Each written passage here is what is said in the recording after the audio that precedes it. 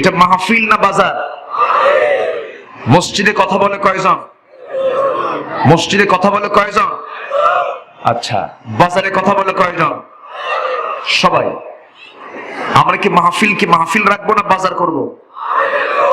তাহলে এই যে কথাগুলো যে বলতেছে, পিছনে কথা হচ্ছে, সাইডে কথা হচ্ছে, তাহলে এই আলোচনা চলাকালীন অবস্থায় কথা বলাটা আদবের কাজ না বেয়াদবের কাজ? বলেন বলেন। আমরা বসেছি কি নিয়া? কোরআন নিয়ে। আব্বু ভলেন্টিয়ার না নাই তো? ভলেন্টিয়ারদের খেয়াল করতে হয়, এগুলো সবগুলো কন্ট্রোল করতে হবে। আমার কানকে নীরব রাখতে হবে, আমি কথা বলবো কেমনে তাছাড়া? পিছনে মাদের বসার ব্যবস্থা করা হয়েছে, পিছনে মারা বসেছেন। এক রাজা প্রজাদের মাঝে ঘোষণা করেছেন যে প্রজা সবচেয়ে বড় মিথ্যা কথা বলতে পারবে তাকে পুরস্কৃত করা হবে।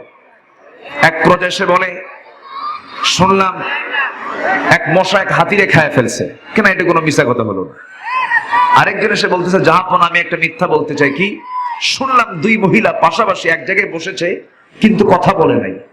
কে এইবার বলছো মিথ্যা কথা? কারণ দুই মহিলা পাশাপাশি বসে কথা বলবে না, এই চাইতে বড় মিথ্যা আল্লাহর জমিনে আর নাই। তো সেই মা বোনদের বসার দায়িত্ব দিচ্ছে আমার পিছনে। এখন কন আমার কান এখন কই যায়? মেহরবানি করে কোরআনের সম্মান রক্ষার্থে মেহরবানি করে কোনো কথা না বলে দ্রুত গতিতে যে যেখানে আছেন নিজ দায়িত্বে আমরা সবাই বসে যাই। আল্লাহ তুমি মাহফিলকে কবুল করে নাও। জোরে বলি আমিন। এখানে আসার সুযোগ দিয়েছেন কে? নিয়ে যাওয়ার মালিক কে? হায়াতের মালিক কে? মওতের মালিক কে? আমার জীবনটা কার হাতে? আমি চলবো কার বিধান নিয়ে? সেই বিধানের নাম কি? সেই বিধানটার নাম কি? এটি কি অচল? এটি কি অকেজ? এটি কি পুরাতন মনে হয়? এটি কি অপূর্ণ মনে হয়? এটি কি আমাদের কি কোনো ঠকায়? এটা মানলে লস না লাভ? কিন্তু আমরা মানি এটাও না। মানি কিন্তু পুরোপুরি মানি না, কিন্তু খাওয়ার সময় কিন্তু পুরোপুরি খাই, ঠিক কি না? আমার আল্লাহ যা দিয়েছেন কোনো কিছুকে আমরা বাদ রাখি? সব কিছুই আমরা গ্রহণ করি। এই আকাশের সূর্যের মালিক কে? আল্লাহ। এই আকাশের সূর্য দিয়েছেন আল্লাহ তাআলা, রাতের আলোকিত চাঁদ দিয়েছেন আল্লাহ তাআলা, বিশাল আকাশ দিয়েছেন আল্লাহ তাআলা, বিস্তৃত জমিন দিয়েছেন আল্লাহ তাআলা। সকল কিছু বানিয়ে দিয়ে বলছেন, বান্দারে তুই জেনে রাখ, হুয়াল্লাযী খালাকা লাকুম মা ফিল আরদি জামিআ। জোরে বলুন আল্লাহু আকবার।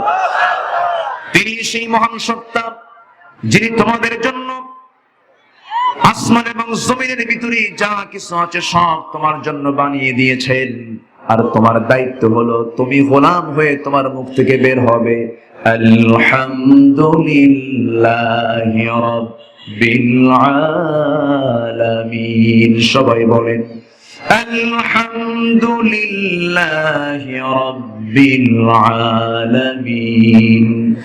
আর রহমানির রহিম মালিকি ইয়াউমিদ্দিন। ইয়্যাকা না'বুদু ওয়া ইয়্যাকা নাস্তাঈন। ইহদিনাস সিরাতাল মুস্তাকিম সিরাতাল লাযীনা আন'আমতা আলাইহিম গায়রিল মাগদুবি আলাইহিম ওয়ালাদ-দাল্লিন। এরপরে আরো জোরে, আরো জোরে বলেন আমিন। সম্মানিত ভাইয়েরা, সম্মানিত উপস্থিতি, আমি আলোচনার সূচনায় কোরআনে কারীমের গুরুত্বপূর্ণ একটি সূরা, যে সূরাটা হলো পরিবারের সূরা, যে সূরাটা হলো নিজের পরিবারকে সুন্দর করে ঢেলে সাজানোর সূরা, সূরাতুল হুজুরাত থেকে আমি একটি আয়াতে কারীমা, দুটি আয়াতে কারীমা আমি তেলাওয়াত করেছি। এই দুটি আয়াতকে সামনে রেখে আমি কিছু কথা বলতে চাই। আমাকে কি সবাই বলার সুযোগ দিবেন? আমি কি আলোচনা শুরু করতে পারি? তো দয়া করে যারা দাঁড়িয়ে আছেন, দাঁড়িয়ে থাকা ভাইগুলোকে দেখলে আমার কষ্ট হচ্ছে, যে কষ্ট করে দাঁড়িয়ে আছেন, একটু মেহেরবানি করে বসে গেলে, ডান পাশে পর্যাপ্ত জায়গা আছে, এটা বসে যেতেন। আর যে সমস্ত মা বোনেরা সাথে বাচ্চাগুলোকে নিয়ে আসছেন, সাথে একটু রাখেন, নচেত এরা গোটা মাহফিল জুড়ে শুধু দৌড়াদৌড়ি করতেছে। একটু খেয়াল করেন, একটু খেয়াল করেন। যারা বাচ্চাগুলোকে নিয়ে আসছেন, বাচ্চাগুলোকে ছেড়ে দিয়েন না, নিজের নিয়ন্ত্রণে রাখেন, যেন মাহফিলের সৌন্দর্যটা রক্ষা হয়। সম্মানিত ভাইয়েরা, আমার দিকে তাকান। তাহলে আমি যে সূরা থেকে কথা বলতে চাচ্ছি, যেটা দিয়ে আমি তেলাওয়াত করেছি, সেই সূরার নাম কি বলেন তো? সূরা হুজুরাত। সূরা হুজুরাতে আল্লাহ তাআলা একটা পরিবার নিয়ে কথা বলেছেন। একটি রাষ্ট্রের সবচেয়ে গুরুত্বপূর্ণ দিক হচ্ছে একটা পরিবার। একটা পরিবার যদি ভালো হয়ে যায়, একটা সমাজ ভালো হয়ে যায়। একটা সমাজ যদি ভালো হয়ে যায়, একটা রাষ্ট্র ভালো হয়ে যায়। আলহামদুলিল্লাহ বলবেন না? তাহলে পরিবারের গুরুত্ব আছে না নাই? আছে। এই সূরার নামকরণ করা হয়েছে 4 নম্বর আয়াতকে সামনে রেখে। 4 নম্বর আয়াতের ভিতরে এই শব্দটা এসেছে। আল্লাহ তাআলা বলেন, ইন্নাল্লাযীনা ইউনাদুনাকা মিন ওয়ারাইল হুজুরাতি আকসারুহুম লা ইয়াকিলুন। জোরে বলি আল্লাহু আকবার। আমার নবীজি তিনি তার হুজরা খানার মধ্যে ছিলেন। রাসূলকে কিছু সাহাবী যখন ডাকছিলেন, ভিতরে রাসূল ছিলেন, কিন্তু নবীর কাছে এটা কষ্টকর মনে হচ্ছিল। সেই সময় আল্লাহ তাআলা এই সূরাটা নাযিল করে দিলেন। এই আয়াতগুলো নাযিল করলেন। আরেকটা প্রেক্ষাপট হলো, আমার নবীজি কথা বলছিলেন সাহাবায়ে কেরামকে সামনে রেখে। সেই সময় আমার নবীজির কথার সামনে দুজন সাহাবী বসা ছিলেন, সাইয়েদনা আবু বকর সিদ্দিক রাদিয়াল্লাহু তাআলা আনহু এবং ওমর ফারুক রাদিয়াল্লাহু তাআলা আনহু। এই দুইজন সাহাবী সামনে বসে আমার নবীজির বয়ান শুনতে শুনতে হঠাৎ করে দুজন কথা বলছিলেন। কথা বলতে বলতে এক পর্যায়ে ওমর ফারুক রাদিয়াল্লাহু আনহুর কথার আওয়াজটা আমার নবীর আওয়াজের চাইতে বড় হয়ে গেছে। যখন বড় হয়ে গেছে, আমার নবীজির মনে কষ্ট হলো, আরে আমি বয়ান করছি, আমি কথা বলছি, আমার সামনে ওমর বড় আওয়াজে কথা বলে। আমার আল্লাহ আমার নবীজির মনের কষ্ট কি কখনো সহ্য করতে পারবেন নাকি? পারবেন? আমার আল্লাহ তাআলা কখনো সহ্য করতে পারেন নাই। সঙ্গে সঙ্গে আল্লাহ তাআলা সোজা আয়াত নাযিল করলেন, ইয়া আইয়ুহাল্লাযীনা আমানু লা তারফাউ আসওয়াতাকুম ফাওকা সাওতিন নবী ওয়া লা তাজহারু লাহু বিল কওলি কাজহরি বা'দিকুম লিবা'দিন আন তাহবাতা আ'মালুকুম ওয়া আনতুম লা তাশউরুন। জোরে বলুন আল্লাহু আকবার। ঈমানদারেরা, তোমরা তোমাদের আওয়াজটাকে নবীর আওয়াজের চাইতে বড় করো না। যদি তোমরা তোমাদের আওয়াজকে নবীর আওয়াজের চাইতে বড় করে ফেলো, বেয়াদবি যদি করে ফেলো, আন তাহবাতা আমালুকুম, নামাজ পড়েছো, রোজা রেখেছো, হজ করেছো, হিজরত করেছো, জিহাদ করেছো, রক্ত ঝরিয়েছো, এতগুলো কষ্ট করে আমলগুলো করলা, সমস্ত আমলগুলো তোমার বেয়াদবির কারণে কাঠ হয়ে যাবে, নিষ্ফল হয়ে যাবে। নাউযুবিল্লাহ। সাইয়েদনা ওমর ফারুকের ক্ষেত্রে আল্লাহ তাআলা এটা মার্সি করেন নাই। তাহলে এখান থেকে আমাদেরও শিক্ষার প্রয়োজন আছে না নাই? আসতে বলবেন না, আছে না নাই? আছে। যার মধ্যে স্নেহ নেই, যার মধ্যে শ্রদ্ধা নেই, তার মধ্যে ইসলাম থাকে কেমনে? ঠিক কি না? আমার রাসূল বলেছেন, মান লাম ইয়ারহাম সাগীরানা ওয়া লাম ইউক্কির কাবীরানা ফালাইসা মিন্না। যে ব্যক্তি ছোটদেরকে স্নেহ করে না, বড়দেরকে সম্মান দিয়ে কথা বলে না, রাসূল বলেছেন সে আমার কেউ না, সে আমার কেউ না। চিন্তা করুন কত শক্ত কথা। ওমর ফারুকের মতো মানুষ সামনে কথা বলছেন, নবীর আওয়াজের চাইতে বড় হয়ে গেছে, শক্ত আয়াত নাজিল হয়ে গেছে। সেদিন থেকে নিয়ে শুরু করে আমার নবীর মৃত্যুর দিন পর্যন্ত ওমর ফারুক আমার নবীর সামনে কখনো জোর গলায় কথা বলতেন না। একদিন রাসূল বলছেন, ওমর তুমি তো আস্তে আস্তে কথা বলো, কথা বুঝি না। হুজুর আবার জোরে কয়ে আরেকটা আয়াত নাজিল হোক। যেরকম সুবহানাল্লাহ। তাহলে এই আয়াতের ব্যবহার এখনো আছে না নাই? আসতে বলবেন না, আছে না নাই? এখানে আলোচনা হচ্ছে কিসের? কিসের বলেন? এখানে এই আওয়াজের চাইতে অন্য কোন আওয়াজ কি দেওয়া যাবে? দেওয়া যাবে না। সব ক্ষেত্রে আদব। যে পরিবারে আদবের শিক্ষা নাই সে পরিবার কোন আদর্শ পরিবার হতে পারে না। যে পরিবারে ছোটদের প্রতি স্নেহের শিক্ষা নেই, বড়দের প্রতি শ্রদ্ধার কোনো কথা নাই, সে পরিবার কোন আদর্শ পরিবার হতে পারে না। এজন্য আল্লাহ তাআলা এই পরিবারের সূরাটা দিয়েছেন। এই পরিবারের সূরা যদি আজকে এদেশের প্রত্যেকটি শিক্ষাঙ্গনে যদি বাধ্যতামূলক করে দেওয়া হতো, এদেশের পরিবারগুলো হয়ে যেত জান্নাতের টুকরা। জোরে বলি সুবহানাল্লাহ। আসুন সেই সূরা থেকে আমরা কিছু কথা বলি। এই সূরার ভিতরে 10টা শিক্ষা পাই আমরা। কয়টা শিক্ষা বলেন? 10টা শিক্ষা। আমি কি একটাও বলেছি? আসতে বলো, আমি কি একটাও বলেছি? বলি নাই। একটা একটা করে সবাই শুনবেন তো। কিন্তু কিছুক্ষণ পর আযান হবে। কিছুক্ষণ পর কি হবে? আযান হবে। আযান হলে আমরা কি করব? নামাজ পড়বো। কিন্তু আজকে নামাজটাকে আযান হলেই পড়বো না একটু দেরি করে পড়বো? বলেন, আপনার পরামর্শ দেন। সমস্যা নেই তো? আবার কেউ ফতোয়া দিবেন না তো? আচ্ছা, আশেপাশে মসজিদ যেগুলো আছে, আশেপাশের যে মসজিদ গুলো আছে তারা সতর্ক থাকবেন। আমার আওয়াজটা শুনতে পাচ্ছেন কিনা জানি না। মেহেরবানি করে এই হাজার হাজার মাহফিলের এই বৃহত্তর দিকটা খেয়াল করে আশেপাশের মসজিদের মুয়াজ্জিন সাহেবরা আজকে মাইক আযান না দিয়ে মুখে আযান দিবেন। কি কথা কি বোঝা গেল? মুখে আযান দিবেন। এবং আমরা আউয়াল ওয়াক্তেও না, আবার আখির ওয়াক্তেও না, উম্মাতান ওয়াসাতা, আমরা মাঝামাঝি সময়ে আমরা মাহফিলটা ফিনিশিং দিয়ে আমরা আযান দিয়ে আমরা এখানে জামাতে নামাজ পড়ব। একটু জোরে বলি, আর একটু জোরে বলি। না নামাজ না পড়ে হয় নাকি? নামাজ না পড়লে হয়? নামাজ পড়া কি? জোরে বলেন। হ্যাঁ, আমরা এটা খেয়াল করব। জোরে বলি ইনশাআল্লাহ। সম্মানিত ভাইরা, আমি একটু বলে নিলাম, এই জন্য এই কথাগুলো পরিচালকের বলা দরকার ছিল। আমি এখানকার সিস্টেম গুলো আমি একটু এলোমেলো ভাব আমি লক্ষ্য করছিলাম। জাস্ট এখন মাহফিলের একটা সুন্দর পরিবেশ ফিরে এসেছে, বলি আলহামদুলিল্লাহ। শুধু বলবো যারা পিছনে ভলেন্টিয়ার আছেন যেন কোনো বাচ্চা কাচ্চার কিচির মিচির আওয়াজ যেন এই মঞ্চের দিকে না আসে, একটু খেয়াল করবেন। সম্মানিত ভাইরা, তাহলে সূরার নামটা কি মনে আছে? বলেন বলেন। কিসের সূরা? রাষ্ট্রের না সমাজের?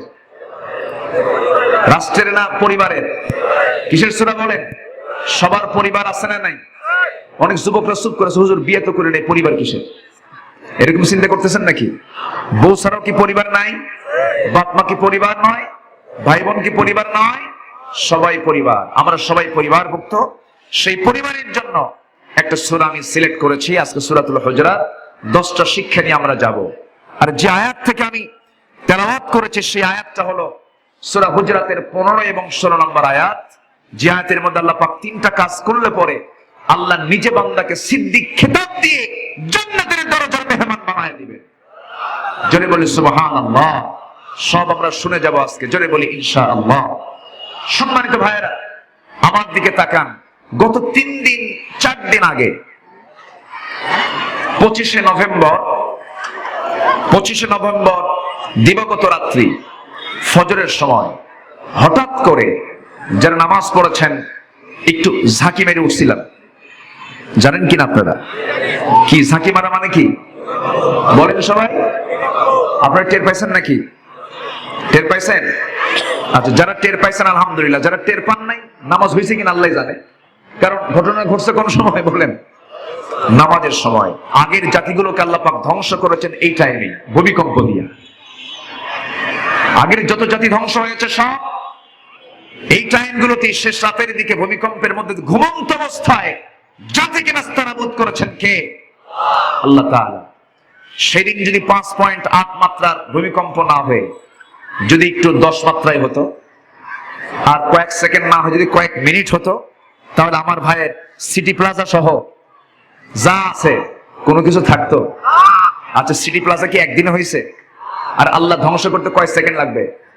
1 সেকেন্ড। তাহলে ক্ষমতা কার? আসতে বলবেন না কার? আল্লাহ। তাহলে ধাক্কা মারলেন কেন আল্লাহ? কেউ যদি ঘুমায়, কেউ যদি একটু সতর্ক না থাকে তখন পাশের লোকটাকে কি করে, এই বলে না, এই যে ঘুতা মারা হয়, এই ঘুতা মারা কি সতর্ক করা। তো আল্লাহ বান্দাকে সতর্ক করার একটা মাধ্যম হচ্ছে কি দেওয়া, কি দেওয়া বলে, ভূমিকম্প। একটু নাড়া দিচ্ছে, বান্দা জমিনে তো চলাফেরা করিস, একটু নাড়া দিলাম। কিন্তু এই ভূমিকম্পটা আমাকে সতর্ক করছে কিসের জন্য, আমি কি যেন করেছি, কি যেন আমার পাপ হচ্ছে, সেই পাপের জন্যই তো এই নাড়াটা দিচ্ছে। আমাকে কি বলতে চাই ভূমিকম্প? ভূমিকম্পের কারণ হলো চারটা। কয়টা বলেন, বলেন কয়টা? শুনবেন, সবাই শুনবেন। সূরা হুজরাতের শিক্ষা কয়টা? 10টা। শুনবেন? তাহলে আমাকে সময় দেবেন তো? জোরে বলি ইনশাআল্লাহ। আসুন আলোচনার দিকে আস্তে আস্তে চলে যাচ্ছি।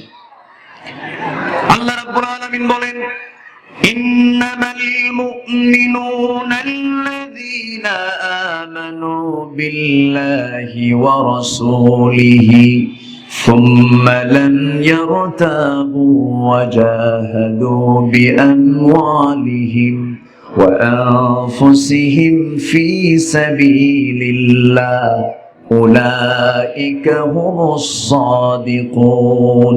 জোরে বলুন আল্লাহু আকবার। আল্লাহ তাআলা বলছেন সূরা হুজুরাত আয়াত নাম্বার 15 বলছেন, ও ঈমানদারেরা, নিঃসন্দেহে তারাই তো মুমিন। এখানে আমরা যারা বসে আছি আমরা বিশ্বাস করি কাকে? ঈমান আছে না নাই? নামাজ না পড়ি ঈমান আছে? ভালো করে কর। নামাজ না পড়ি কিন্তু ঈমান তো আছে নাকি? এরকম কি বিশ্বাস করেন আপনারা? অনেকে আছে এরকম, হুজুর নামাজ নাই কিন্তু কি বলেন, আমার ঈমান তো পাথরের চেয়ে শক্ত। এরকম কিছু পাবলিক আছে না নাই? আচ্ছা, এমনটা বলা যাবে না। ঈমানের যে দাবি করবে তাকে নামাজি হতে হবে। আল্লাহ রাব্বুল আলামিন বলছেন সেই সমস্ত বান্দারাই মুমিন যাদের মধ্যে তিনটা জিনিস পাবো। এক নাম্বার হলো যারা ঈমান আনবে কার উপরে? আসতে বলবেন না, কার উপরে? আল্লাহ আছেন না নাই? আল্লাহ আছেন না নাই? আল্লাহ কোথায় আছেন বলেন? আরশ আজিম কোন দিকে? উপরে, 7 আসমানের উপরে আরশ আজিম, সেখানে সমাসীন আল্লাহ পাক আছেন। এতে করে সন্দেহ লাগে নাকি? এই সন্দেহ যদি দূর করতে চান সম্পর্ক রাখতে হবে কিসের সাথে বেশি? কোরআনের সাথে। এর চেয়ে মহাসত্য কিছু আছে? ডক্টর মরিস বুকাইলি ফ্রান্সের একজন বিশাল বড় গবেষক, একজন খ্রিস্টান ছিলেন। তিনি চ্যালেঞ্জ করে কোরআনের ভুল ধরার জন্য আসলেন যে আমি কোরআনের কিছু ভুল প্রমাণ করব। ভুল প্রমাণ করতে এসে নিজের জীবনের ভুল প্রমাণ করে ফেললেন। জোরে বলি সুবহানাল্লাহ। ইসলাম কবুল করলেন। একজন অন্য ধর্মের মানুষ কোরআন পড়ে পড়ে ইসলাম ধর্ম গ্রহণ করলেন।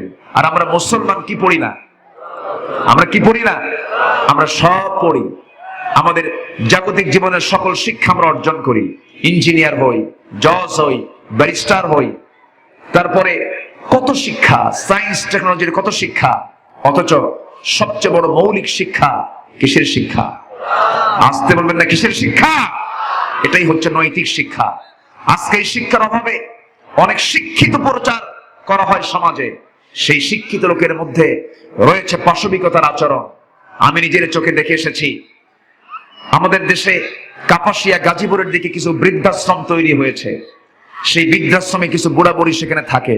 আমি মাঝে মাঝে ওই দিকে গেলে আমি তাদেরকে দেখতে যাই, দেখি তাদের জীবনকাল কেমন কাটতেছে। আমি দেখতে গেলাম ভাইজান, বুঝলেন? আমি দেখতে গিয়ে যে দেখি চেহারার মধ্যে তাদের হাই ক্লাস ভাব, অনেক উচ্চবিত্ত মনে হচ্ছে। আমি প্রশ্ন করলাম, আপনি কি করতেন? আমি অমুক অফিসার ছিলাম। ছেলে কি করে, মেয়েরা কি করে? সবাই ফার্স্ট ক্লাস গ্যাজেট, সবাই ফার্স্ট ক্লাস। কেউ সবাই উচ্চ শ্রেণীর, এলিয়েট শ্রেণী। কেউ ডাক্তার, কেউ ইঞ্জিনিয়ার, বড় কর্মকর্তা, বাইরে থাকে। কি মুশকিল, পিছনে কি করেন আপনারা?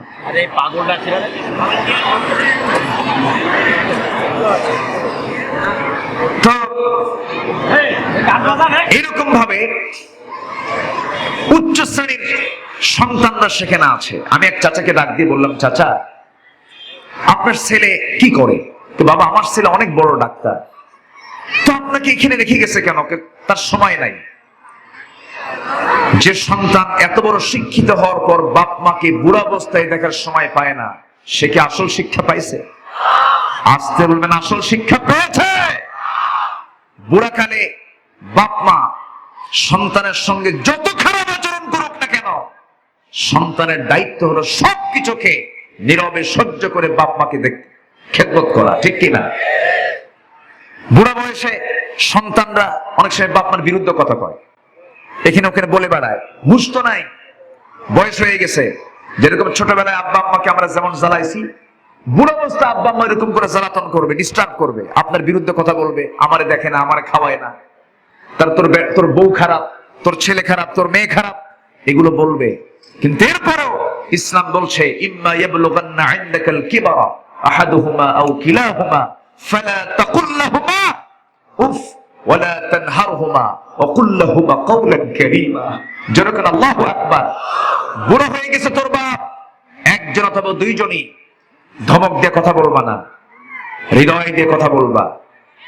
ভুল করেছে বৃদ্ধ বয়সে, ভুলটাকে ধরবা না, আস্তে করে বুঝায় বলবা, ওকুর রব্বির হামহুমা কামা রাব্বায়ানি সাগীরা। ঘর বানাবে, বুড়া কালে তোমার বাপ বুড়ো হয়ে গেছে, নিজের ঘর আগে না বুড়া বাপ মার ঘর আগে? বলেন, নিজের ঘর আগে না মা বাবার ঘর আগে? বলেন বলেন বলেন বলেন। কিন্তু আজকের সমাজে এই চিত্র আছে, আজকের সমাজে এই চিত্র আছে। নিজের চোখে দেখা বড় বিল্ডিং, সেই বিল্ডিং এ বাপ মার থাকার জায়গা নাই, বাপ মার থাকার জায়গা জোটে হলো সিঁড়ির নিচের রুমে। আছে না নাই? আছে। কেন কেন হচ্ছে এগুলো? এটার মূল কারণ হলো কিসের শিক্ষা নাই? আসতে বলবেন না, কিসের শিক্ষা নাই? আমরা শিখবো এই কিতাব থেকে আদব। জোরে বলি ইনশাআল্লাহ। ভূমিকম্পের কারণ কয়টা? চারটা। একটু বলেই ফেলি, আস্তে আস্তে করে পয়েন্ট গুলো শেষ করে ফেলি, সময় তো অল্প। ভূমিকম্পের কারণ হলো চারটা। আমাদেরকে নাড়া দিয়ে গেল, জানান দিয়ে গেল পৃথিবীবাসী ও বাংলাদেশের মুসলমানেরা, আমি যে ভূমিকম্প দিলাম কেন দিলাম? হাদিস এসেছে চারটা কারণে ভূমিকম্প হয়। নাম্বার 1 হলো সমাজে যখন মদের সয়লাভ হয়ে যাবে। আমার দেশে তো মদ নাই, আসতে কোন কেন? মদ খাওয়া হালাল না হারাম? হারাম করেছেন কে? আসতে বলবেন না কে? মদ খেলে তাল না মাতাল? কি তাল না মাতাল? মদের সঙ্গে জেনা আছে না নাই? মদের সঙ্গে খুন আছে না নাই? মদ আছে যেখানে, জেনা আছে সেখানে, খুন আছে সেখানে। আমার বন্ধুগণ, রাসূল বলেছেন যখন সমাজে মদের সয়লাভ হয়ে যাবে তখন ঘন ঘন ভূমিকম্প চলে আসবে। নাম্বার 2 হলো সমাজে যখন জেনার পরিমাণটা বেড়ে যাবে, নতুন নতুন রোগ চলে আসবে, নতুন নতুন রোগ পৃথিবীতে পয়দা হয়ে যাবে। এই যে আমরা দীর্ঘ 2-2.5 বছর ধরে করোনায় ঘেরা গোটা পৃথিবী অচল হয়ে গিয়েছিল, এটাও কি পাপের ফসল নয়? এটাও পাপের ফসল। পাপ যত বাড়বে সমাজে রোগ তত বেড়ে যাবে। নাম্বার 3 হলো সমাজে যখন গান বাজনা যখন বেড়ে যাবে, গান বাজনার অত্যাধিক যখন মিসইউজ হয়ে যাবে, সেই সময় জমিনটা ভূমিকম্পের জন্য প্রস্তুতি নিয়ে নেবে। আর নাম্বার 4 হলো যখন নৃত্য পরিবেশন সব জায়গায় অ্যাভেলেবেল হয়ে যাবে। সব জায়গায় এখন নৃত্য পরিবেশন আছে না নাই? নাচানাচি আছে না নাই? গান বাজনা, নাচানাচি, মদ এবং জেনা সমাজে বেড়ে গেলে সকল বিষয়গুলো বাড়তে থাকবে।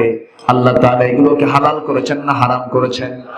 আসতে বলুন, হালাল করেছেন না হারাম করেছেন? আমার দেশে যাত্রা আছে না নাই? আছে না? যাত্রাও কিন্তু হয়, এরকম মঞ্চ সাজায়, মঞ্চে সাজায়, মঞ্চে নাচে কারা? পুরুষ না মহিলা? মহিলা নাচে, সামনে দর্শকরা দেখে, হাতের তালিও মারে, এরকম মুসলমানও আছে না নাই? মাহফিল কমিটির সভাপতি আবার যাত্রা কমিটির সভাপতি। আল্লাহ খুশি থাক, শয়তানও বেজার না হোক, এরকম পাবলিক আছে না নাই? আছে। এরকম করা যাবে না। সম্মানিত ভাইয়েরা, কোন এক বুদ্ধিজীবী কিছুদিন আগে মন্তব্য করলেন, বুদ্ধিজীবী কি জীবী? 16 GB, 32 GB, 64 GB, 128 GB, 256 GB আর বুদ্ধিজীবী। আমি আমার ভাষায় বলবো আর বুদ্ধি প্রতিবন্ধী। কারণ কে যেন বললো যে দেশের আবহমান কাল ধরে চলে আসা যে যাত্রা, পালা যাত্রা, লোকসঙ্গীত, এই সমস্ত আজকে হারিয়ে যাবার পথে, এগুলো আর চলে না। এগুলো বন্ধ হয়ে যাওয়ার পিছনে সবচেয়ে বড় বাধা নাকি ওয়াজ মাহফিল। সবচেয়ে নাকি বড় বাধা নাকি ওয়াজ মাহফিল। ওয়াজ মাহফিলের জন্য এগুলো নাকি বন্ধ হয়ে যাচ্ছে। এটা ওনার মানে গবেষণা। অতএব ওয়াজ মাহফিল যেন না হয়, যাত্রা যেন চালু হয়। এই জাতীয় মন্তব্য যাদের চিন্তায় কাজ করে এরা নিশ্চিত মুনাফিক। ঠিক কিনা? মুসলমান ভালোকে চালু করবে, মন্দকে বন্ধ করবে। ঠিক কিনা? মন্দ বন্ধ হবে, ভালো চালু হবে। এই যে মাহফিলটা হচ্ছে, এই মাহফিলে কিছু কল্যাণ আছে না নাই? আসতে বলবেন না, আছে না নাই? আছে। ঠিক আছে, আপনি আমার তো পয়েন্ট দিচ্ছেন, কয়টা ওয়াজ করি? হুজুর সুদ ঘুষের ব্যাপারে একটু বলবেন। সুদ ঘুষ খাবেন, সমস্যা কোন আপত্তি নাই। এই ওয়াজ কে না জানে? সবাই তো জানি সুদ খাওয়া কি। আসতে বলে সুদ খাওয়া কি। এই মুহূর্তে কেউ উঠবেন না, উঠলে কিন্তু বুঝবো ওটা সুদ খায়। হ্যাঁ, বসে থাকেন। আল্লাহ তুমি সবাইকে কবুল করো, জোরে বলি আমিন। আমার ভাইয়ের সাথে আমি একসঙ্গে খাওয়া দাওয়া করেছি, বসেছি, গল্প করেছি, খুব ভালো লাগছে আমার। আলহামদুলিল্লাহ, ওনার চার সবাই শিক্ষিত, আল্লাহ তুমি তাদেরকে কবুল করে নাও। উনি এই ইউনিয়নের সন্তান, দোয়া চেয়েছেন আমার কাছে। সম্মানিত ভাইয়েরা, আমার দিকে একটু তাকান। আমি আল্লাহি, আমি কাউকে গালমন্দ করার জন্য, কাউকে কটাক্ষ করে, কাউকে উস্কানিমূলক কোনো কথা আমি বলতে আসি নাই। কিন্তু কোরআন যাকে গালি দেবে আমি তাকে গালি দেব। কোরআন যাকে খারাপ বলবে আমি তাকে খারাপ বলবো। এটা কেউ রুখতে পারবে না। হকের কথা বলতেই যাব। জিহ্বা কেটে ফেলবে, ইঙ্গিত দিয়ে বলবো। হাত কেটে ফেলবে, পা দিয়ে চলবো। পা কেটে ফেলবে, হামাগুড়ি দিয়ে বাতিলদের বিরুদ্ধে লড়াই করবো আমরা। রাজি আছেন কারা কারা? হাত উঁচু করে দেখেন মুসলমান।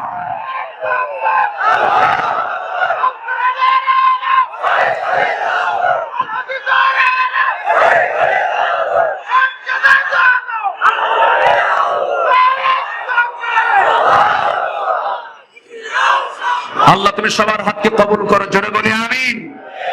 আরো জোরে আমিন। কষ্ট পাচ্ছেন? কষ্ট হচ্ছে? আসুন সে আয়াতের দিকে যাচ্ছি। আমরা সত্যবাদী হতে চাই কার কাছে? আমরা সার্টিফিকেট দুনিয়ার চাই না। আমরা সার্টিফিকেট নেব কার কাছ থেকে? দুনিয়াতে নকল সার্টিফিকেট আছে না নাই? ভুয়া সার্টিফিকেট আছে না নাই? ভুয়া করোনার কি যেন সার্টিফিকেট দিল না একবার? হ্যাঁ, কিসের টেস্ট দিল? আসলে ভুয়া, কত কি ভুয়া, দুনিয়ার কত সবকিছুই ভুয়া আছে। কিন্তু আমরা আসল সার্টিফিকেট নেব কার কাছ থেকে? কার কাছ থেকে? আমরা 3টা কাজ শিখবো আজকে, জোরে বলি ইনশাআল্লাহ। আর শিক্ষা নেব 10টা। কয়টা বলেন? 10টা শিক্ষা আমরা নেব। আমার ভাইয়েরা, সূরা হুজরাতের 10টা শিক্ষা আল্লাহ তাআলা সুন্দর করে বলছেন, ইয়া আইয়ুহাল্লাযীনা আমানু ইন জাআকুম ফাসিকুম বিনাবাইন ফাতাবায়ানু আন তুসিবু কওমান বিজাহালাতিন ফাতুসবিহু আলা মা ফাআলতুম নাদিমিন। জোরে বলুন আল্লাহু আকবার। নাম্বার 1 হলো, ইমানদারেরা, তোমাদের পারিবারিক জীবনে, সামাজিক জীবনে তোমাদের কাছে যখন কেউ সংবাদ নিয়ে আসবে, সংবাদ শোনার সঙ্গে সঙ্গে এটা বিশ্বাস করবা না। এটাকে ডিসকাস করবা, এটাকে তদন্ত করে সত্যাসত্য যাচাই করে পরে সিদ্ধান্তে আসবে। শোনা কথা আগে বিশ্বাস করা যাবে? আসতে বলো না, যাবে। বিশ্বাস করলেই বেকায়দা হওয়ার সম্ভাবনা আছে না নাই? আছে না নাই? আল্লাহর পরামর্শ বান্দার জন্য অকল্যাণ না কল্যাণ? কল্যাণ। কি সুন্দর করে আল্লাহ রাব্বুল আলামিন এই বিষয়গুলো জানিয়ে দিলেন। কারণ আপনি কোনো কিছু যাচাই বাছাই না করে একজন এসে মন্তব্য করলে আপনি বিশ্বাস করতে পারবেন না। করলে পরে আপনি বেকায়দায় পড়ে যাবেন। আপনার বইয়ের বিরুদ্ধে একজন কথা বলল, আপনার সন্তানের ব্যাপারে একটা কথা বলল, আপনাকে যাচাই বাছাই করবেন, এরপরে সিদ্ধান্তে আসবেন। ইমানদার কখনো সিদ্ধান্ত না নিয়ে, চিন্তা ভাবনা না করে কোনো কথা মুখ থেকে বের করবে? চিন্তা আগে না কথা আগে? ভালো করে বলেন, চিন্তা আগে না কথা আগে? আগে চিন্তা করো, এরপরে কথা বলো। চিন্তা না করে কথা বলবে, বেকায়দায় পড়ে যাবে। কারণ বান্দাকে চিন্তা করার ক্ষমতা কে দিয়েছেন? গরুর কোনো চিন্তা আছে নাকি? ছাগলের কোনো চিন্তা আছে নাকি? ওর কাম হলো খাওয়া আর পায়খানা করা, খাওয়া পায়খানা করা। আর মানুষের চিন্তা সবার আগে করতে হবে। আমরা চিন্তাশীল হব।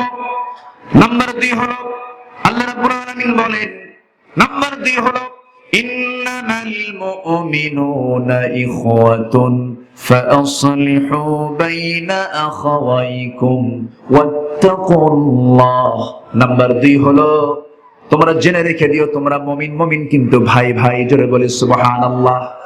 কিন্তু মুমিন মুমিন ভাই হবে, কিন্তু আপন ভাই ভাই যদি একটা কাফের হয়, আরেকটা ভাই যদি মুমিন হয়, ভাই ভাই হবে নাকি? আসতে কোন কেন ভাই ভাই হবে? আমার দেশে এমন পরিবার আছে, এক ভাই হিন্দু, আরেক ভাই খ্রিস্টান, আরেক ভাই মুসলিম। এরকম এরকম আছে, একদম নাম বললে এক কথায় চিনবেন আপনারা। এক ভাই হিন্দু, আরেক ভাই মুসলিম, আরেক ভাই খ্রিস্টান। কেন জানেন? যেদিক দিয়ে যে বিপদ আসবে সেদিক দিয়ে সেই বিপদে ওই আরেক ভাই ট্যাকেল দেবে। কি কথা কি বুঝতেছেন আপনারা? একই পরিবারে 4 ভাই 4 দল করে, আছে না নাই? যখন যে দল ক্ষমতায় আসে বলে ভাই তুই আমারটা বিপদ আসলে তুই আমারে দেখবি, যেদিকে বৃষ্টি সেই দিকে ছাতা। এইরকম কৌশল করে জান্নাত পাওয়ার কোনো কায়দা নাই। আসতে কোন কেন? আসতে কোন কেন? জান্নাত কি এত সস্তা? জান্নাতের যে নিয়ামত, জান্নাতের যে প্রাপ্তি, এমন জান্নাত আল্লাহ পাক আমাকে আপনাকে দিবেন। সর্বনিম্ন যে জান্নাত, সেই জান্নাতটা হবে হলো 10টা পৃথিবীর মতো একটা জান্নাত। জোরে বলে সুবহানাল্লাহ। বসো বাবা, এখান থেকে তো দেখা যায় না, বসে পড়েন। হ্যাঁ বসে। এই মাঠটাকে সুন্দর করে সাজানো যেত, মঞ্চটা আরেকটু উঁচা করা লাগতো, সামনে একটু ব্যারিকেড দেওয়া লাগতো, পিছনে নীরব পরিবেশ থাকতো। সব দিক দিয়ে সাজালে আজকে মাহফিলটা একটা বিশাল সৌন্দর্য মণ্ডিত একটা মাহফিল দেখা যেত। যাই হোক, যা করেছে বলি আলহামদুলিল্লাহ। জোরে বলি আলহামদুলিল্লাহ। আমি খুবই খুশি, এই স্বতঃস্ফূর্ত আপনাদের এই অংশগ্রহণকে আল্লাহ পাক কবুল করুন। জোরে বলি আমিন, আরো জোরে আমিন। তাহলে আমার ভাই যদি ইসলাম না মানে, সে কি আমার কোনোদিন ভাই হতে পারে? আসতে বলুন, হতে পারে? নূহ আলাইহিস সালাতু ওয়াস সালাম তার ছেলেকে বললেন, কেনান তুই আয়, আমরা নৌকায় চড়ি, আমরা জাহাজে উঠি, তুই আয়, মহাপ্লাবন আসবে। কিন্তু কেনান নবীর ছেলে হওয়ার পরে বলতেছে, আব্বা তুমি যাও, ওই যে পাহাড় আছে উঁচা, পাহাড়ের চূড়ায় চড়বো। তিনি কাঁদতেছেন সন্তানের জন্য। আল্লাহ বললেন, নূহ কান্দো কেন? সে তোমার ছেলে হতে পারে, কিন্তু এই মুহূর্তে ইসলাম নাই, লাইসা মিন আহলি, সে তোমার কেউ না। জোরে বলেন আল্লাহু আকবার। তাহলে সম্পর্ক হবে দ্বীনের ভিত্তিতে। কিসের ভিত্তিতে? সম্পর্ক হবে ইসলামের ভিত্তিতে। কিসের ভিত্তিতে? ইসলামের ভিত্তিতে। আমি কাউকে ভালোবাসবো কার জন্য? আসতে বলবেন না, কার জন্য? আমি কাউকে ভালোবাসবো না কার জন্য? আসিয়া আলাইহিস সালাতু ওয়াস সালাম তাকে মেরে ফেলেছিল কে? বলেন কে? ফেরাউন তো কইলেন, ফেরাউনটা কি হয়? বলেন কি হয়? তাহলে এটা কি পরিবারের লোক করছে না পরিবারের বাইরের লোক করছে?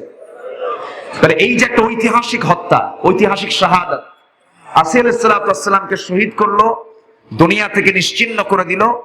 পরিবারের বাইরের মানুষ না ভিতরের মানুষ? তাও আসিয়ার কি হয়? হায় আল্লাহ, আজকে মনে হয় মানে মনিরামপুরে কোনো বাচ্চা কাচ্চা বাদ নাই মাহফিলে আসা। বলি আলহামদুলিল্লাহ। কিচির মিচির আওয়াজ, খুব আমি আনন্দই পাচ্ছি। আলহামদুলিল্লাহ, ভালোবাসার টানে সব চলে এসেছে। বলি আলহামদুলিল্লাহ। মেয়েদের জায়গাটি দূরে দেওয়া লাগতো, তাদেরকে নীরবে রাখলে ভালো হতো। সম্মানিত ভাইয়েরা, আমার দিকে তাকান। তাহলে এই হত্যাটা ছিল স্বামী কর্তৃক স্ত্রীকে। আচ্ছা, স্বামী স্ত্রী মিলবন্ধন আছে না নাই বলেন তো? কোনদিন কি ফেরাউন বলেছিল যে আমার আসিয়া আমার সঙ্গে স্বামীর স্ত্রীর যে আচরণ সে আচরণটা করে নাই? এটা কিন্তু বলে নাই। কোনো গন্ডগোল ছিল না। আসিয়ার সঙ্গে ফেরাউনের দ্বন্দ্ব ছিল একটাই, সেটা হলো ইসলাম নিয়া। বলেন কি নিয়া? আরো জোরে বলেন কি নিয়া? ইসলাম নিয়া। ইসলাম নিয়ে দ্বন্দ্ব ছিল। সেই সময় একজন কাফিরের বউ মুসলিম হতে পারত, কারণ সেই সময়ের দিন অনুযায়ী এটা জায়েজ ছিল। আমার বন্ধুগণ, দুজন নবীর বউ ছিল কাফের। দুজন নবী, কয়জন নবী? নূহ আলাইহিস সালাতু ওয়াস সালাম এবং লূত আলাইহিস সালাতু ওয়াস সালামের স্ত্রী দুজনই ছিল কাফের, তারা ঈমানদার ছিল না, কিন্তু বউ তারা ছিল, নবীর বউ হয়ে তারা ছিল। আমার বন্ধুগণ, আসিয়া আলাইহিস সালাতু ওয়াস সালাম স্বামীকে ডাক দিয়ে বলছেন, স্বামী আপনি আমাকে কি যেন বলতে চান? সঙ্গে সঙ্গে ফেরাউন বলছে, আসিয়া শুনলাম কি জানো, আমি তোমাকে মর্যাদা কম দিয়েছি নাকি? আমি তোমাকে রাজরানী বানিয়েছি, এই রাজত্বে এই রাষ্ট্রের ভিতরে আমার পরে তুমি 2 নাম্বার মানুষ। তোমার তোমার সম্মান কত, সম্মানটা কত, আমি তোমাকে কত মর্যাদা দিয়েছি। কিন্তু শুনলাম নাকি তুমি নাকি আল্লাহর দ্বীন গ্রহণ করেছো, ইসলাম গ্রহণ করেছো, দ্বীন গ্রহণ করেছো, মুসাকে আল্লাহর নবী বানিয়েছো। কতটুকু সত্য আসিয়া বলো তো? সঙ্গে সঙ্গে আসিয়া মুসকে হাসি মেরে বলছেন, আমার স্বামী গো, আপনি শুনবেন কেন? আপনি দেখেন, আশহাদু আল্লা ইলাহা ইল্লাল্লাহু ওয়াহদাহু লা শারীকা লাহ। সবাই বলুন, লা ইলাহা ইল্লাল্লাহু মুসা কালিমুল্লাহ।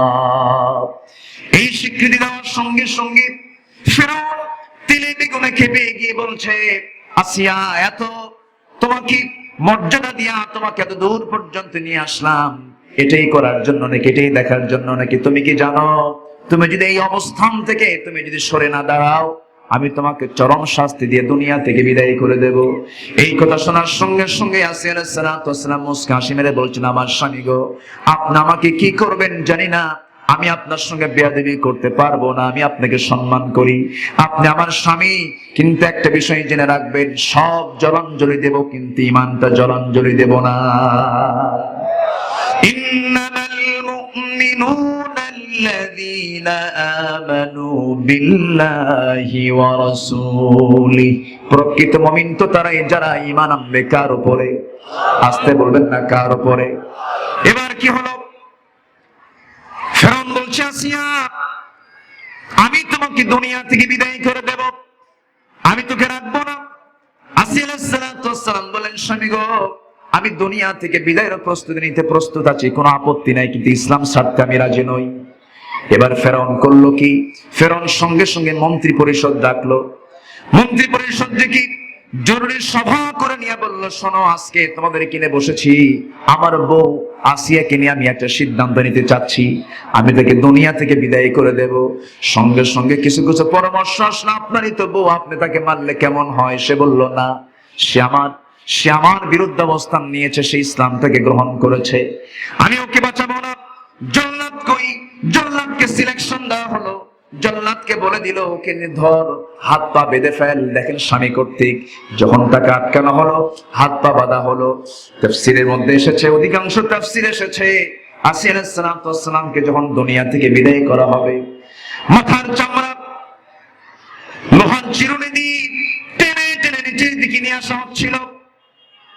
লোহার চিরুনি দিয়া টেনে টেনে চামড়াগুলোকে যখন, মাথার চামড়াগুলোকে যখন নিচের দিকে নিয়ে আসা হয়, আসিয়ার মুখ থেকে কোনো চিৎকার আওয়াজ বের হয় না, ও আওয়াজ বের হয় নাই, তার মুখ থেকে একটাই আওয়াজ বের হয়েছে, লা ইলাহা ইল্লাল্লাহ। জোরে, লা ইলাহা ইল্লাল্লাহ, সুবহানাল্লাহ, আলহামদুলিল্লাহ, লা ইলাহা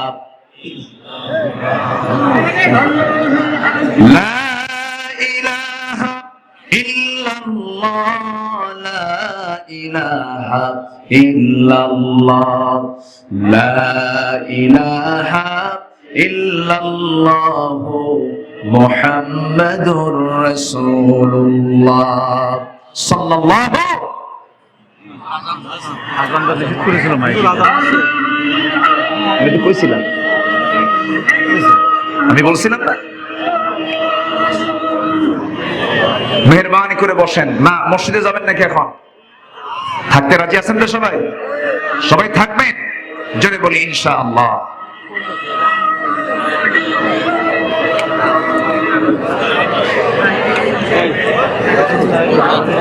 কথা বলছি না, মা যারা আসছেন একটু মনোযোগ দিয়ে কান লাগান, একটু শুনুন।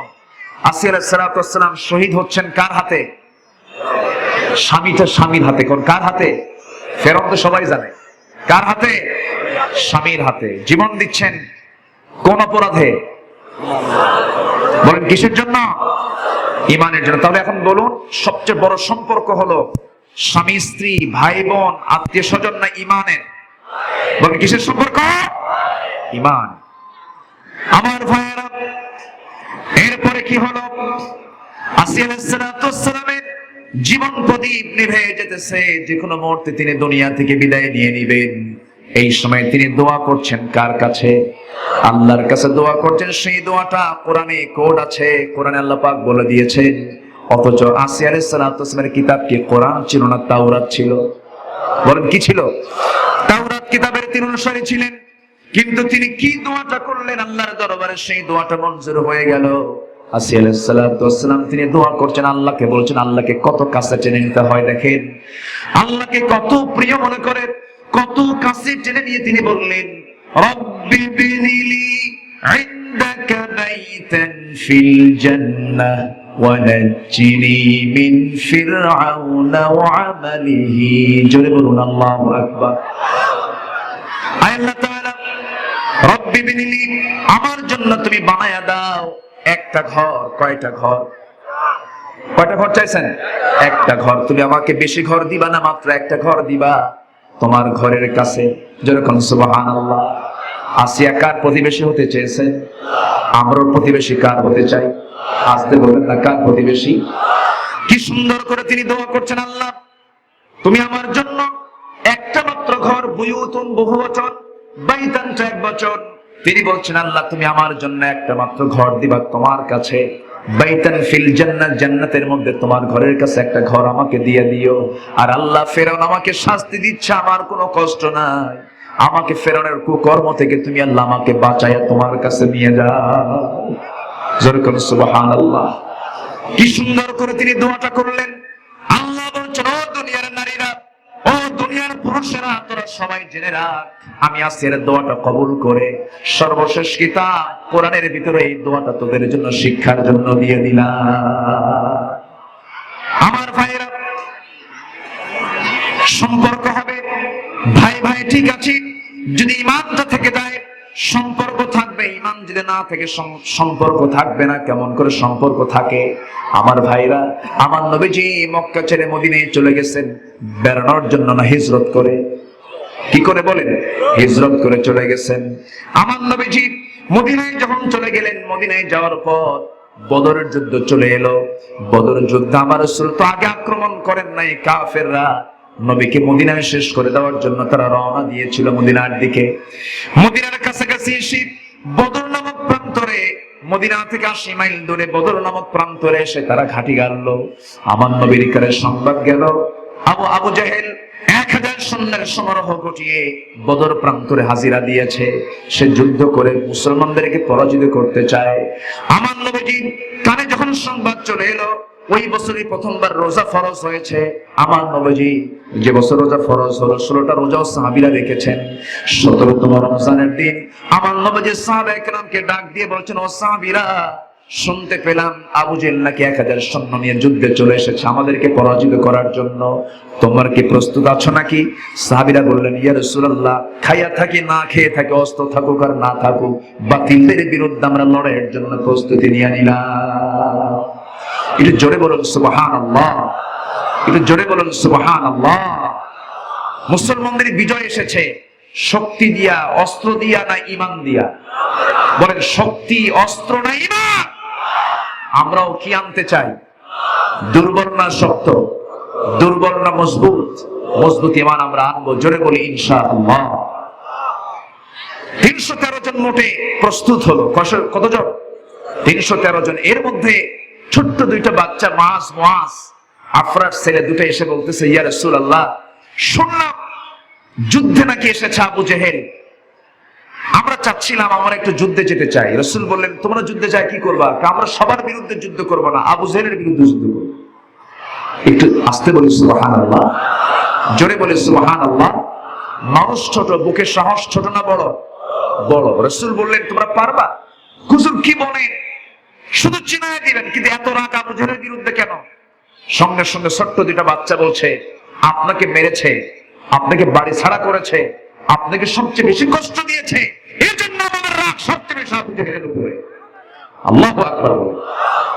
রাসূল বলেন, যুদ্ধ আমি পারমিশন দেব না। কেন? ছোট মানুষ।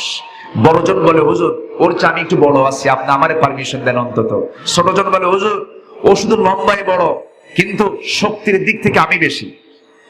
জোরে বলে সুবহানাল্লাহ।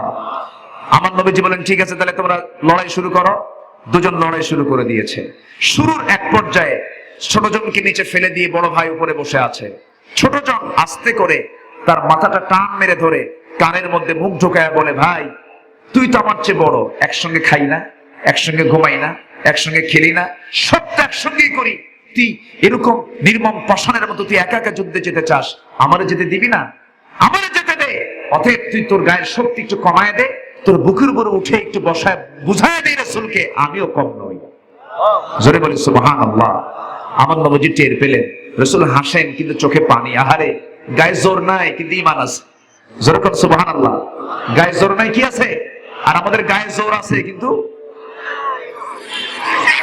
আমার ভাইয়েরা, ছোট্ট দুইটা বাচ্চাকে নবীজি বুকের মধ্যে আলিঙ্গন করে নিয়া আমার নবীজি দুজনকে বৈধতা দিয়ে দিলেন, যুদ্ধের পারমিশন দিয়ে দিলেন। যুদ্ধ শুরু হয়ে গেল। আমার নবীজি সাহাবায়ে কেরামকে নিয়ে যখন রোজার মাসে যখন রওনা করবেন, 17তম রমজান, কয় নাম্বার রমজান? 17তম রমজানের দিন আমার নবীজি সাহাবায়ে কেরামকে বলেন, সাহাবীরা আজকের দিনে রোজা তোমরা ভেঙে ফেলে দাও, কারণ যুদ্ধ করতে শক্তির দরকার আছে না নাই? শক্তির দরকার আছে। সব চলো, সব রোজা ভেঙে ফেলে দিয়ে 80 মাইল দূরে 313 জন সাহাবী নিয়ে যখন বদর নামক প্রান্তে হাজিরা দিয়ে দিলেন, যুদ্ধ শুরু হয়ে গেছে।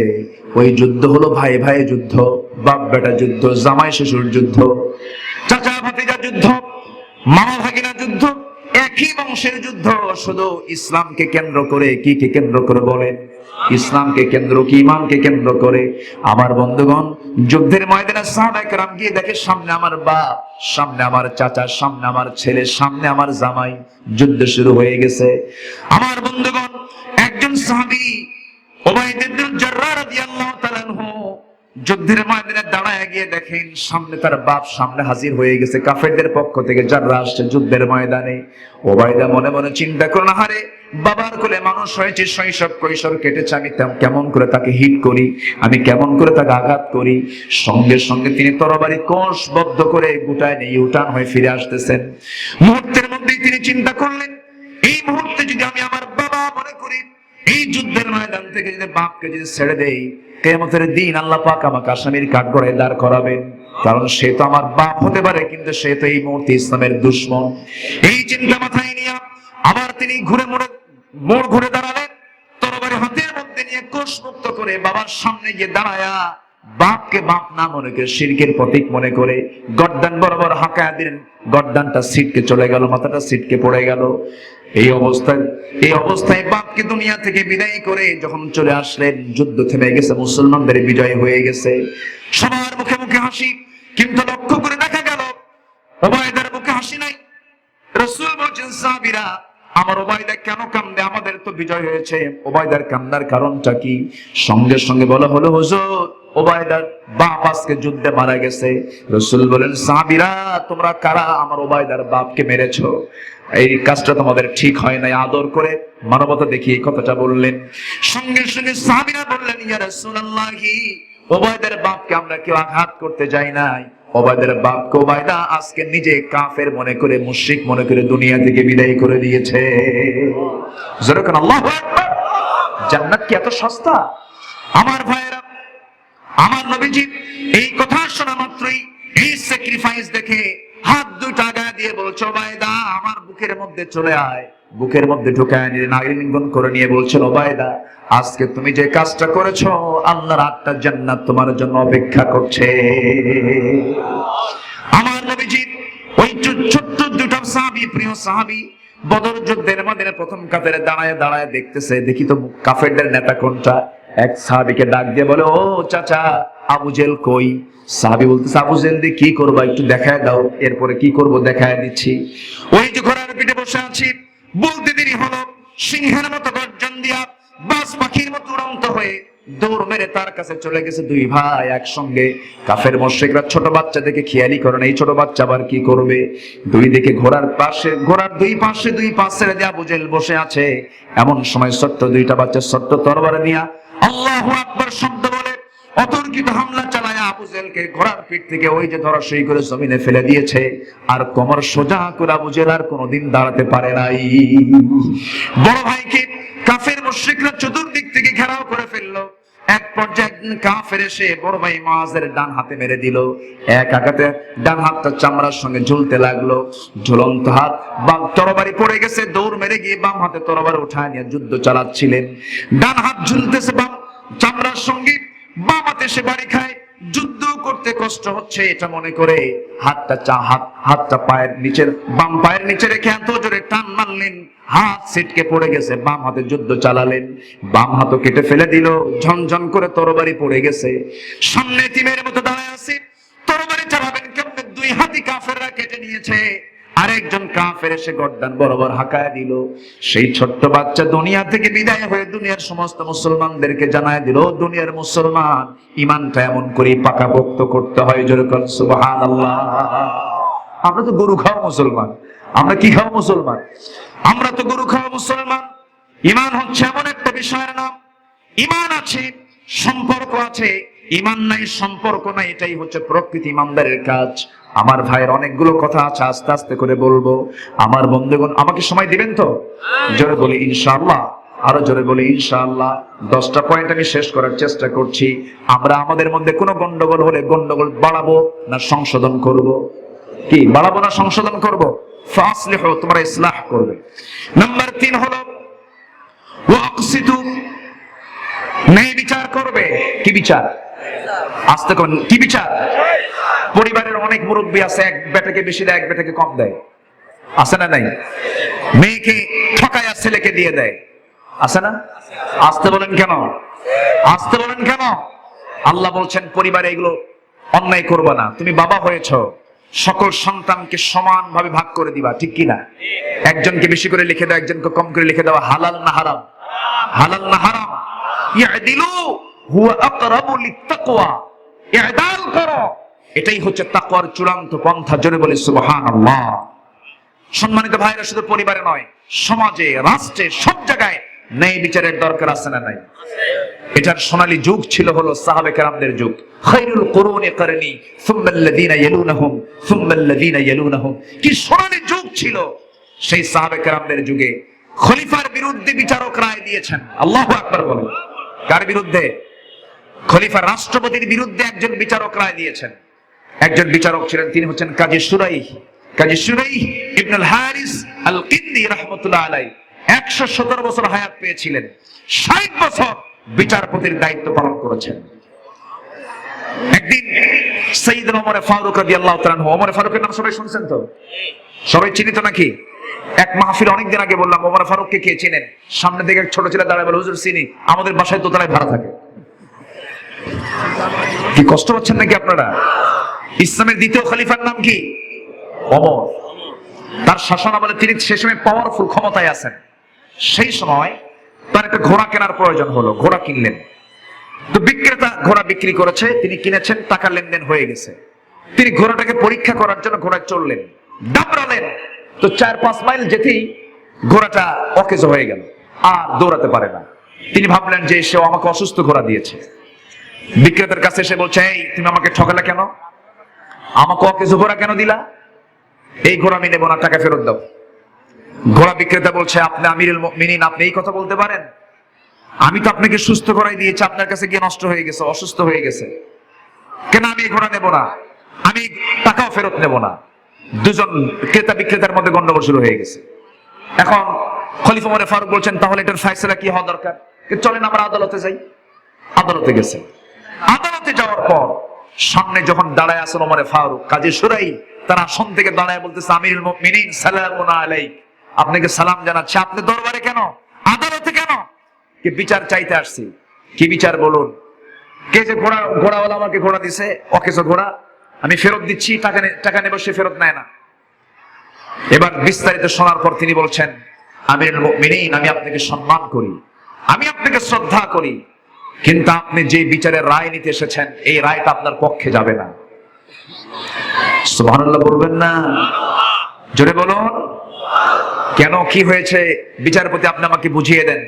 বলতেছে, আপনি যে ঘোড়াটা নিয়েছেন, যে সময় নিয়েছেন, যে সময় লেনদেন হয়েছে, সেই সময় ঘোড়াটা সুস্থ ছিল না অসুস্থ ছিল? সুস্থ ছিল। অসুস্থ হয়েছে কেনার আগে না কেনার পরে? কেনার পরে। আপনি এখানে আদালতে বসে আছেন, কিছুক্ষণ পর আপনি অসুস্থ হবেন না, তার গ্যারান্টি কি? সাইয়েদনা ওমর ফারুক মাথা নিচু করে মুস্কি মুস্কি হাসি মেরে দরবার কি বলে আদালত থেকে, আদালত প্রাঙ্গণ থেকে বাড়িতে চলে গেলেন। পরের দিন অফিসে বসে বললেন, ওই জনপদের যে খলিফা কাজী সুরাই ওই জায়গায় রাখলাম না, ওকে পদোন্নতি দিয়ে এই দেশের প্রধান বিচারপতির আসন অলঙ্কৃত করলাম। একটু আস্তে কোন সুবহানাল্লাহ। তাহলে খলিফার বিরুদ্ধে রায় দেওয়ার জন্য তার অবনতি না উন্নতি? বলেন বলেন বলেন। তার পদ কি কমে গেল না বেড়ে গেল? আর আমার দেশে কি হয়, প্রেজেন্ট পৃথিবীতে কি হয়, যদি এরকম কিছু হয় তার দেশে থাকার অধিকার থাকে না, ঠিক কিনা? এই তো অবস্থা, এটাই তো চিত্র। আমরা মুসলমান কি ছিলাম, আজকে আমরা কোন অবস্থায় আজকে চলে এসেছি। সম্মানিত ভাইয়েরা, এই কাজী সুরাই সাইয়েদনা আলী রাদিয়াল্লাহু তাআলা আনহু, তিনি আরেক খলিফা, কত বড় খলিফা ছিলেন, কত বড় মেধাবী ছিলেন, তাকে কেউ ঠকাতে পারে নাই কখনো। এক ইহুদি এসে নামাজের আগ দিয়ে সাইয়েদনা আলীকে প্রশ্ন করছে, আলী তোমাকে একটা প্রশ্ন করব। মানে তার ধান্দা হচ্ছে তার নামাজ নষ্ট করা। প্রশ্ন করতেছে, আলী একটা প্রশ্ন করি, কি প্রশ্ন? তুমি এই মুহূর্তে বলতে পারবা কোন কোন প্রাণীগুলো ডিম থেকে পৃথিবীতে জন্ম নেয়, আর কোন কোন প্রাণীগুলো মার পেট থেকে বাচ্চা হয়ে আসে? এটার তথ্য কি তোমার জানা আছে? বলুন তো, এই প্রশ্ন কি সহজ না জটিল? এবং এটা কি এক কথায় হবে না, অনেক কথা লাগবে, অনেক সময় লাগবে, একটা লিস্ট তৈরি করতে হবে। সাইয়েদনা আলী বললেন, এই ইহুদি, তুমি আমার নামাজ নষ্ট করবা? এক কথায় শুনে নাও, যে প্রাণীর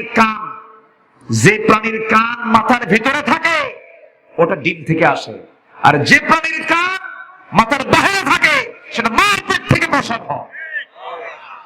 একটু জোরে কোন সুবহানাল্লাহ।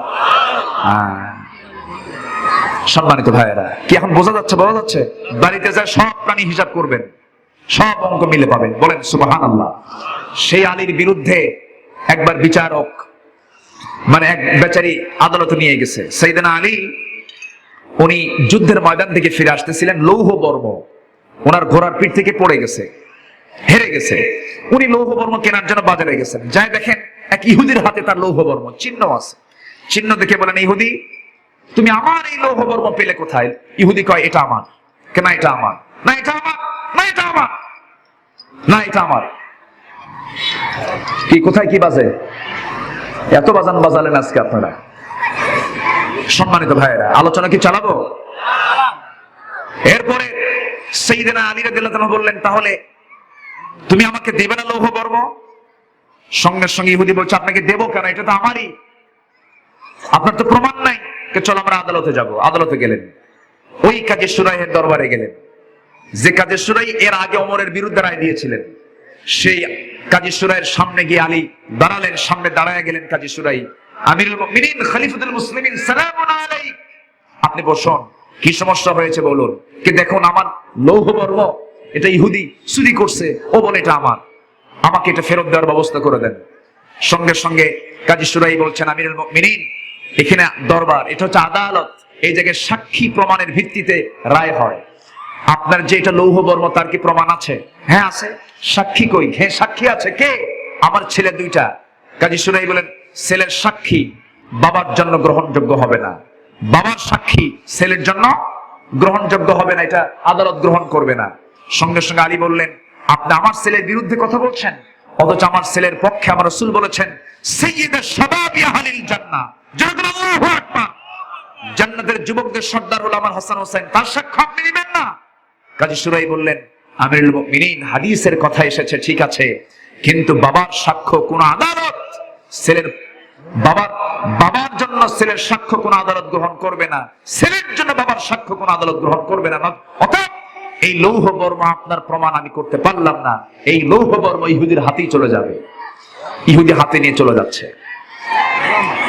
সাইয়েদনা আলী আস্তে করে দরবার থেকে, আদালত থেকে আস্তে করে নেমে নিচের দিকে চলে আসতেছেন, বিন্দু পরিমাণ কোন আওয়াজ করলেন না। ইহুদি দূর থেকে দেখে আর ভাবে, ইসলামটা কত সুন্দর। সুবহানাল্লাহ বলবেন না? ইহুদি মনে মনে চিন্তা করলো, হারে, যেই দেশের আদালতে খলিফার বিরুদ্ধে পর্যন্ত রায় চলে যায় সাক্ষী প্রমাণ না পেলে, সেই আদালত একমাত্র শ্রেষ্ঠ আদালত হতে পারে, সেই ইসলামিতে একমাত্র শ্রেষ্ঠ দিন হতে পারে।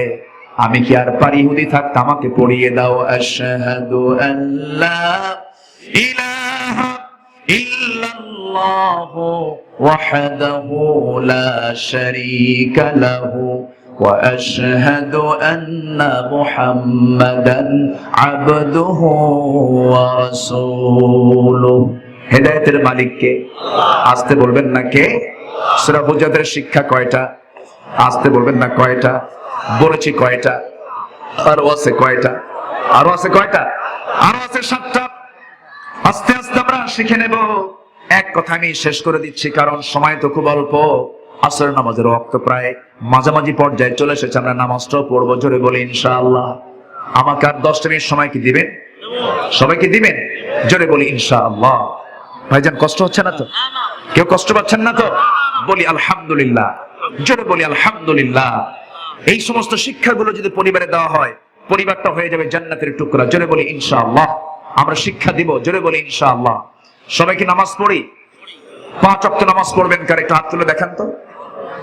5 ওয়াক্ত নামাজ পড়বেন কার? একটু হাত তুলে দেখান। জোরে বলি ইয়া আল্লাহ। আর জোরে দিচ্ছি, ধমকে কিন্তু মহব্বত দিয়ে দিচ্ছি। একটু বসেন, আমরা একসঙ্গে দোয়া করব।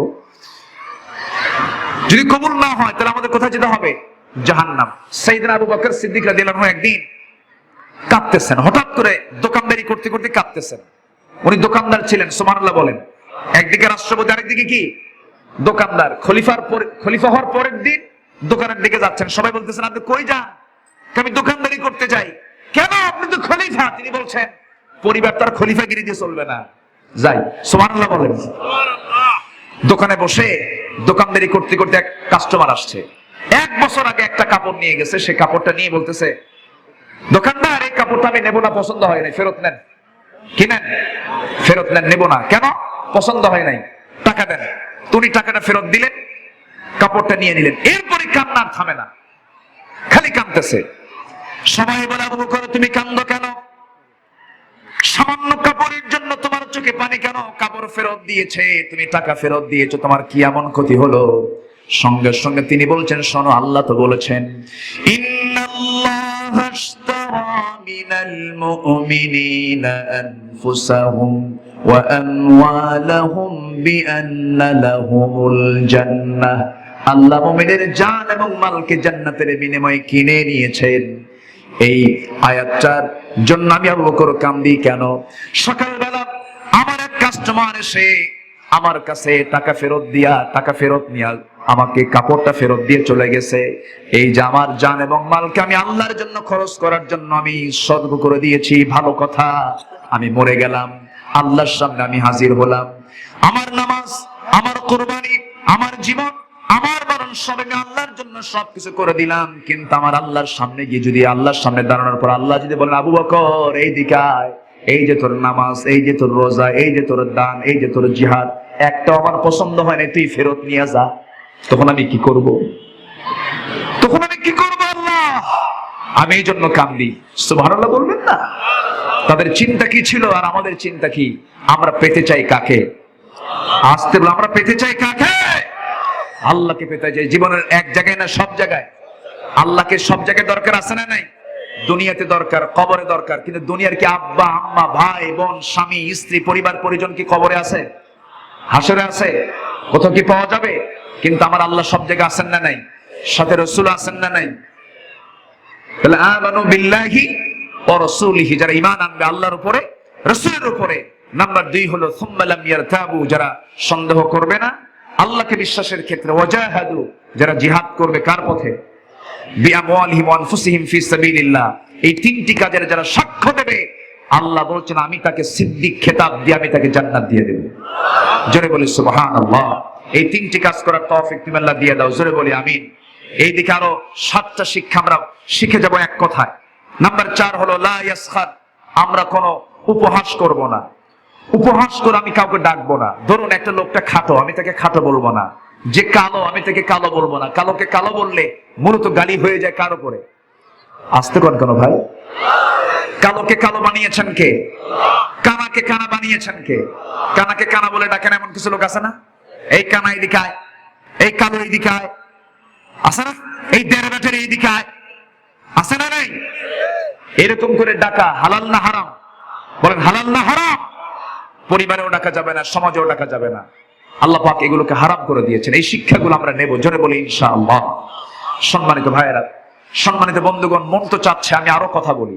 পৃথিবীতে তিনজন কালো ছিলেন, যে তিনজন কালো হওয়ার পরেও ইতিহাসে তাদের নাম এত এত স্মরণীয় হয়ে আছে যে একজন কালোর নাম কোরআনে কারিমেও স্থান পেয়েছে, যিনি নবী ছিলেন না, কালো, খাটো এবং নাক বোচা, চোখগুলো ছোট, চুলগুলো খাড়া, শক্ত, পায়ের গোড়ালি ফাটা।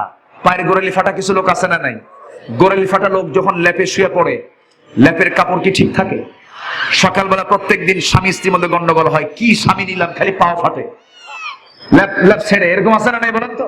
আছে। তো এরকম পা ফাটা লোক ছিলেন লোকমান আলাইহিস সালাতু ওয়াস সালাম। লোকটা ধলা না কালো, কিন্তু আল্লাহ তাআলা এই পা ফাটা লোককে সম্মান দিয়েছেন কিসের কারণে?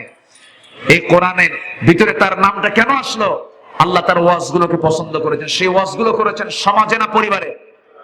বলেন বলেন বলেন। লোকমানের ওয়াজ কই হইছে? বলেন কোথায় কোথায়? পরিবারে। লোকমান ওয়াজ করেছেন 13টা। কয়টা ওয়াজ করেছেন? 13টা ওয়াজ করেছেন। তাও সেই ওয়াজগুলো কোথায় করেছেন? পরিবারে। 13টা ওয়াজ করেছেন। ইয়া বুনাইয়া, হে আমার কলিজার টুকরা সন্তান, এই 13টা কাজ তুমি করো। সুবহানাল্লাহ বলেন। 13টা ওয়াজ শুনবেন? শুনবেন? তাও শুনবেন? এটাও শুনবেন? শুনবেন কখন বলেন? শোনার তো সময় নেই। যা হয়েছে আমরা বলি আলহামদুলিল্লাহ, জোরে বলি আলহামদুলিল্লাহ। সবার বাড়িতে মা বোন আছে না নাই? মা বোনদের পর্দার দরকার আছে না নাই? মা বোনদের, মা পর্দা করবে না, দায়িস হবে ছেলে। কি? মেয়ে পর্দা করবে না, দায়িস হবে বাপ। বউ পর্দা করবে না, দায়িস হবে কে? স্বামী। বউয়ের কারণে স্বামী জাহান্নামে যাবে, মেয়ের কারণে বাবা জাহান্নামে যাবে। এই জন্য আমার মা, মেয়ে, বোন, এদের প্রতি দায়িত্ব আছে না নাই? একটু জোরে বলবেন, আছে না নাই? তাদেরকে পর্দায় রাখবো আমরা, জোরে বলি ইনশাআল্লাহ।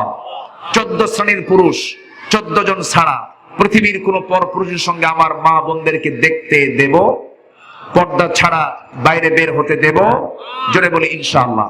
কয়জন বলেন? কয়জন? আমাদের জন্য কয়জন? আমাদের জন্য কয়জন? 14 জন। এই 14 জন ছাড়া বাকি সবার সঙ্গে পর্দার হুকুম। এটা কি আব্দুল্লাহর হুকুম না আল্লাহর হুকুম? কার হুকুম এটা বলেন?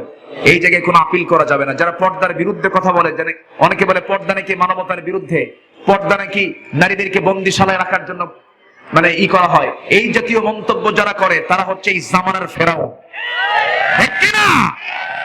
ইসলামের একটা হুকুমকে যারা অমান্য করবে আমরা তাদের জিহ্বা টেনে ছিঁড়ব। রাজি আছেন কারা কারা? হাত উঁচু করে রাখেন মুসলমান।